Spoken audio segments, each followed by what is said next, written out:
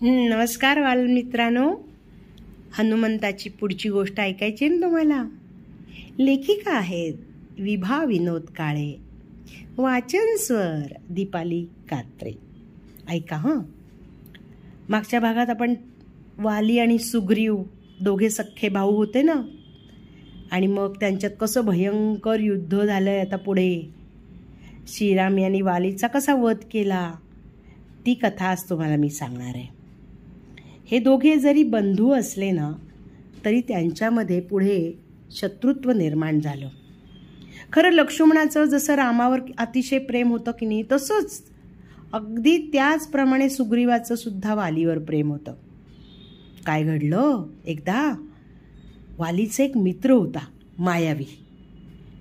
पण त्यांची मैत्री शुद्ध होती का नव्हती? नव्हती शुद्ध, स्वार्थी मैत्री होती. आणि म्हणूनच त्यांच्या मैत्रीमध्ये फूट पडली. दोघे जण एकमेकांना मारायचा विचार करू लागले. कसं काय मारायचं? मायावीने वालीला फसवून मारायचा घाट घातला. म्हणून तो रात्रीच्या वेळी वालीला मारायला आला बरं का. पण अचानक काय झालं, वालीला जाग आली आणि मग काय, मायावी घाबरून पळू लागला, स्वतःच्या गुहेत शिरला. आरडाओरडा ऐकून आता सुग्रीव सुद्धा जागा झाला.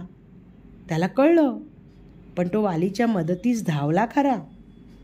पण वालीने सुग्रीवाला काय सांगितलं, या गुहेच्या आत येऊ नकोस, दाराचीच थांब. आणि स्वतः आत गेला. आता बरेच दिवस झाले ना, वाली बाहेर काही आलाच नाही. आता सुग्रीवाला सुद्धा भीती वाटू लागली. आत काय आले, झालंय काहीतरी, काय किती माणसं असतील, बरीच लोक आहेत की काय. एवढ्यात त्याला रक्ताचे पाट वाहत बाहेर येताना असे दिसले. आणखीनच घाबरला तो. त्याला काय वाटलं, वाली एकटा गुहेत शिरला होता आणि तोच मारला गेला. आता मायावी बाहेर येऊन नक्कीच मला मारेल. म्हणून सुग्रीवाने घाबरून काय केलं, त्याने गुहेचं तोंड भल्या मोठ्या दगडाने बंद केलं. 1 महिना वाट पाहिली, वाली काही आलाच नाही. आता राज्य तसेच राजाशिवाय ठेवता येतं का? नाही, राजा पाहिजे ना राज्याला. मग आता वाली तर नाही आहे. मग मंत्रिमंडळाने काय केलं, सुग्रीवाला तात्पुरता राजा नेमले आणि राज्याभिषेक सुद्धा केला. आता दुर्दैवाने 2 दिवसात वाली परत आला की. आता वालीला आल्या समजलं, सुग्रीवाने राज्याभिषेक करून घेतला. अरे वा, मी नाही म्हणून सुग्रीवाने स्वतःला म्हणजे राज्याभिषेक करून घेतला. लगेच राजा झाला आपला भाऊ. खूप चिडला वाली. आणि त्याने अकराळ विक्राळ संतापाने वाली आपल्या भावावर तुटून पडला, म्हणजे आपल्या सुग्रीवावर. पण सुग्रीव किती वेगवान ना, तो तिथून जो पळाला. आता सुग्रीवाला पकडणं वालीला शक्यच नव्हतं. का माहितीये का, सुग्रीव कुठल्या पर्वतावर जाऊन बसला माहितीये? ऋषमुख. आता त्या पर्वतावर वालीला पाय ठेवण्यास मनाई होती. कारण बरोबर आहे, तिथल्या ऋषींनी त्याला शाप दिलेला होता, इथं यायचं नाही म्हणून. आता काय झालं, वालीपासून स्वतःचा बचाव जर करायचा असेल तर सुग्रीवाला इथे जाणं भागच होतं. तिथेच राहू लागला तो, जंगलातच, आणि तिथेच त्याला भटकावे लागले. वालीने काय केलं, सुग्रीवाची संपत्ती किंवा मग त्याची पत्नी सुद्धा, मग सगळं हडप केलं, म्हणजे हरण केलं, घेऊन टाकलं. आणि तो किष्किंधा नगरीवर राज्य करू लागला बरं का. आता इकडे सुग्रीव तिथे जो राहत होता ऋषमुख पर्वतावर, त्याला पत्नीची आठवण यायची. आठवण काढत तो दुःखी व्हायचा. दुःखी अंतःकरणाने आपला एक दिवस तो कंठित होता बरं का.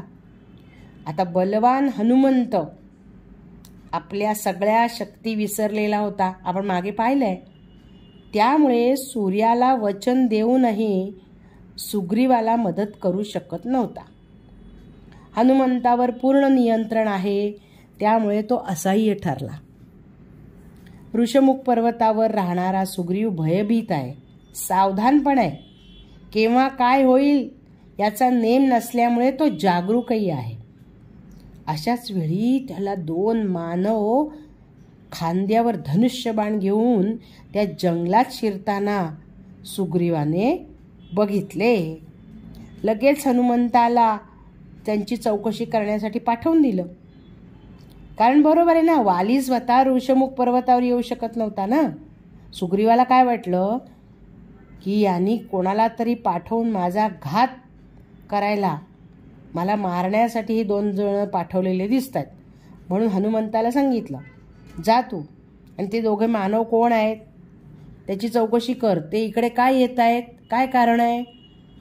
बरं म्हणाला आणि मग हनुमंत गेला.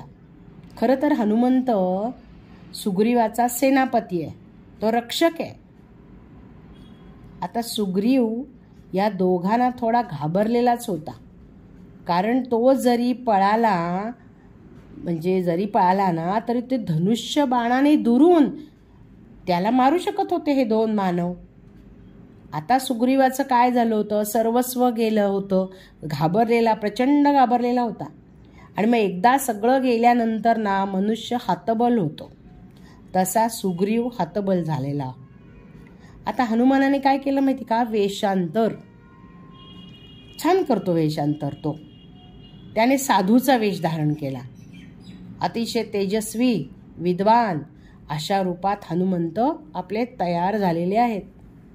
बोलण्यामध्ये कसं चातुर्य, नम्रता, माधुर्य होतंच की. ज्ञानाचा कुठेही अहंकार नव्हता. ज्ञान व विद्या, विनय या गुणाने फार शोभून दिसत होते ते. त्यांनी हातामध्ये एक कमंडलू घेतला. वाढलेली दाढी, केसांचे जटाजूट डोक्यावर. आता त्यामुळे कोणालाही संशय येणार नव्हता.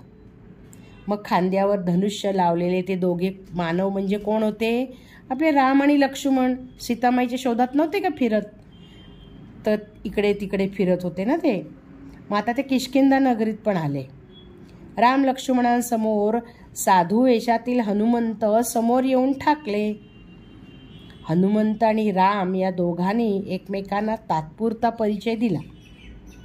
हे आपले शत्रू नाहीत असा संकेत हनुमंत सुग्रीवाला पहाडाच्या पायथ्यापासून देतच असतात. त्यावेळी श्रीराम लक्ष्मणाला म्हणतात, अरे हा आपल्याला भेटलेला साधू ना कोणीतरी महान व्यक्ती दिसते बरं का.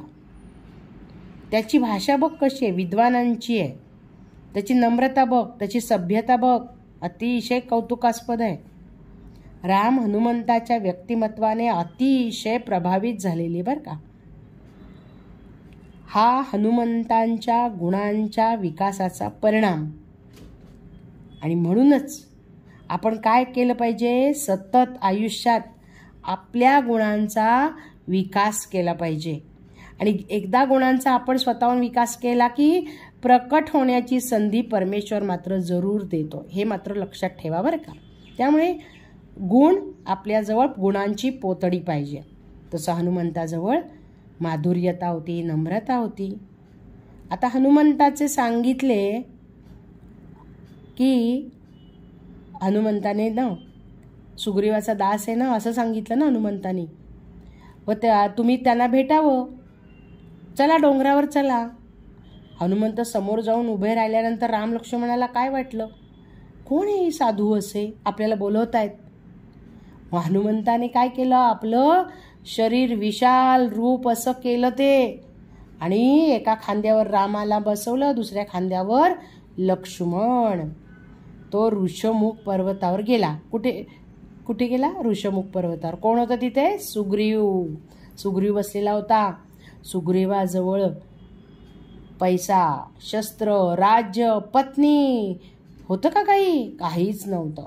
सगळं वालीने घेतलेलं होतं. तो दयनीय झालेला होता आणि वालीने हिरावून घेतल्यामुळे त्याला आणखीनच वाईट वाटत होतं. श्रीरामानेही आपली कथा सविस्तर सांगितली. काय कथा होती की सीतेला कसं रावणाने पळवून नेलं, आता तिची सुटका करण्यासाठी कसं शोधून आपण इथपर्यंत आलो, रानावनात आम्ही कसे फिरत आहोत. कारण तिला, सीतामाईला रावणाने कुठे ठेवलंय, रावण कुठे राहतो काहीच माहिती नाही आहे. आता श्रीरामांजवळ सुद्धा राज्य नाही, सैन्य नाही, धन नाही आणि पत्नी पण नाही. म्हणजे अवस्था सुग्रीवासारखीच झाली. मग आता श्रीराम आणि सुग्रीव यांची साहजिकच मैत्री होणार की नाही? झाली मैत्री. आपण सगळे मिळून दोघांचेही प्रश्न सोडवू शकतो ही जाणीव हनुमंताला झालेली आहे. त्याने राम आणि सुग्रीव यांना अग्नी पेटवून अग्नीसमोर त्यांना शपथ घ्यायला विनंती केली. आमची मैत्री कायम राहील. आम्ही एकमेकांना संकटात मदत करू, साथ देऊ. एकमेकांच्या संगतीनेच आपण आपापल्या पत्नींचा शोध घेऊ. त्यांना परत आपल्या घरी आणू. हे ते वचन बरं का. अग्नीसमोर घेतली अशी शपथ त्यांनी वचन दिलं एकमेकांना. आता हनुमंत हे सगळं मुद्दामून घडवणं आणतायत बरं का. कारण सुग्रीव आपले वचन विसरणार तर नाही ना.